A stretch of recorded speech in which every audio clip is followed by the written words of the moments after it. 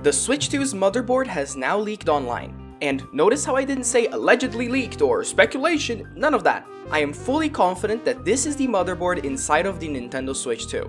Just like after a bit of deliberation, I was fully confident that these were real images of the Nintendo Switch 2, as well as these cases advertised by official accessory manufacturers are of the Nintendo Switch 2. So before I comment about this most recent leak and what it means, because trust me, it means a lot, I just wanted to express my bewilderment in saying, have we ever had any console in history that has leaked this badly? No, seriously, it was 2 years before release when we've had the Gamescom 2023 leaks, which I back then didn't fully believe in. But everything that came out since then has confirmed speculation openly fluctuating since late 2023. We've known about Nvidia's T239 GPU powering this thing for over a year now, we've known about magnetic connection for the Joy-Cons for months, we've had very strong indications of Nintendo's partnership with Samsung for microSD Express implementation on Switch 2 for months. It got to the point where we've practically just seen the whole thing. The only stuff that remains a mystery to us are the Switch 2's UI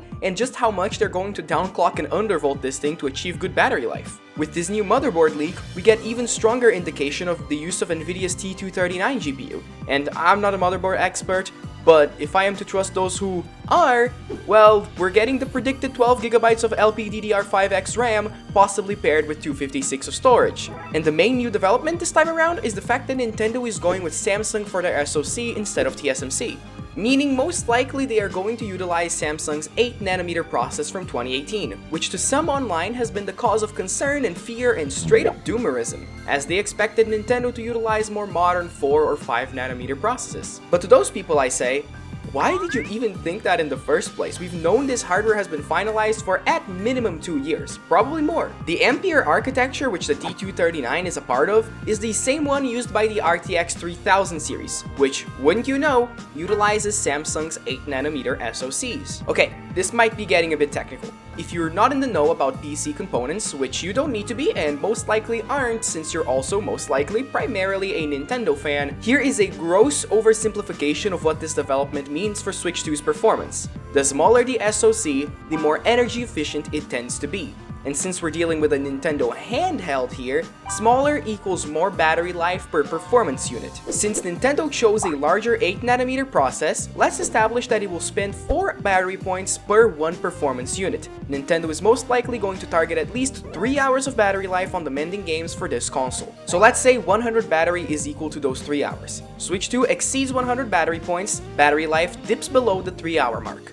With the 8nm process, Switch 2 is getting to use 25 performance points to keep that battery life in check.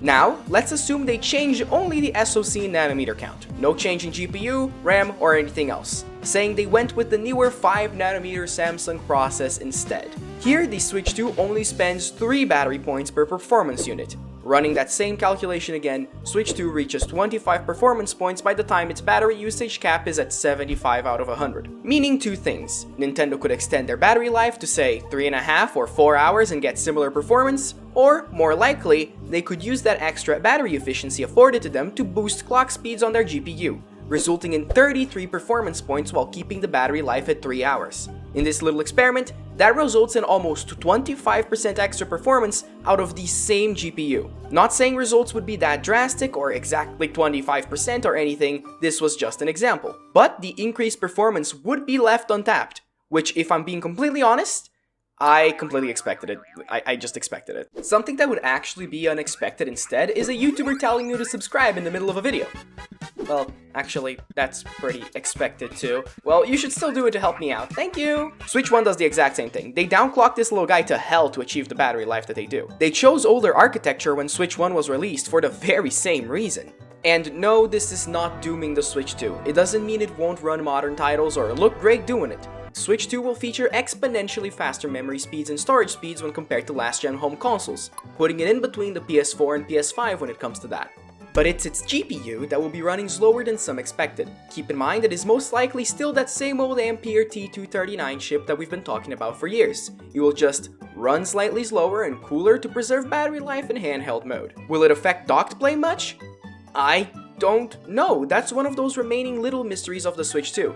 If it's anything like Switch 1, this could be a massive bummer because handheld versus docked play on Switch 1, while it did provide slightly better resolutions, didn't overclock the GPU massively or anything. It doesn't take too much advantage of being hooked up to an outlet. So if they do the same for Switch 2, that's performance that us docked players are losing out on for the sake of parity with portable mode. Is that going to be the case? I don't think so, because of this patent Nintendo filed recently detailing their use of AI upscaling specifically when referring to hybrid consoles. Yes, they posted this, it's not a leak, it's official. Crazy, right? They're pretty much just detailing their planned use of DLSS. Everything from the tensor cores required to run DLSS AI features to the possible upscaling of Switch 1 titles. It's an interesting read if you care about the stuff, but very technical. Anyways, what I'm most interested in this document is this specific segment where they go in depth about this scenario. In example embodiments, a computer system may dynamically switch between the types of images that are being output based on the conditions associated with the computer system. That's corporate speech for a Nintendo Switch system utilizing DLSS.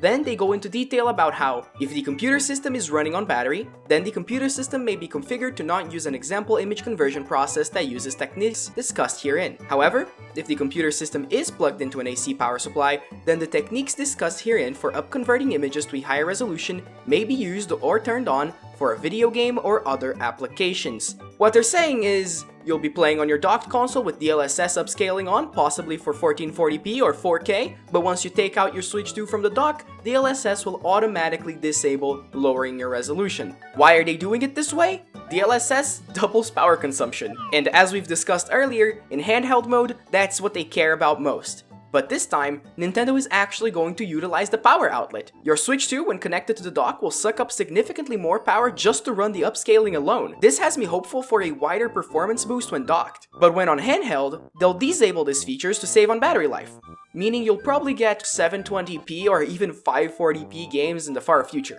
And yes, I know that sounds scary. You hear next gen, you hear Switch 2, you're like, holy crap, 540p, the world is over. But what I'm describing here is like 4-5+ years from now, when a PlayStation 6 game comes out and its Switch version runs at 540p 30 FPS on portable, but because of this DLSS upscaling and willingness to utilize more power draw when connected to dock, that same futuristic looking game could be running at a solid 1080p on your TV. If this is indeed what happens, it has me really excited for the future-proofing prospects of this console. So yeah, let's just not cry over 8nm processes just yet. Nintendo might be cooking something unexpected with this stuff, and you should never rule out Nvidia's continued improvements of DLSS technology either. Some of it I'm sure will make its way to Switch 2 and help out as well. Thanks for watching this little deep dive. Subscribe to the channel for a lot more Switch 2 stuff coming up this year. Have a wonderful day and a wonderful 2025.